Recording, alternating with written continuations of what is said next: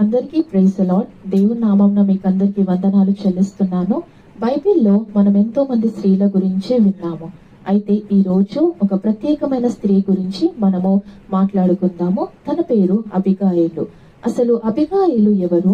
ఆమె ఏం చేసింది? ఆమె నుండి మనం నేర్చుకోవలసిన మంచి లక్షణాలు ఏమిటో ఒక్కసారి మనము జ్ఞాపకము చేసుకుందాం. అబిగాయిలు గురించి 1 సమూయేలు 25వ అధ్యాయంలో మనము వివరంగా చూస్తాము. అబిగాయిలు భర్త పేరు నాబాలు. అతడు చాలా ధనవంతుడు కానీ కఠినుడు. అబిగాయిలు వివేచన వినయము గల స్త్రీ. ఆమె చూడడానికి చాలా అందంగా ఉండేది. పైగా యెహోవాకి నచ్చే చాలా లక్షణాలు ఆమెలో ఉన్నాయి. అసలు అబిగాయిలు ఏం చేసింది?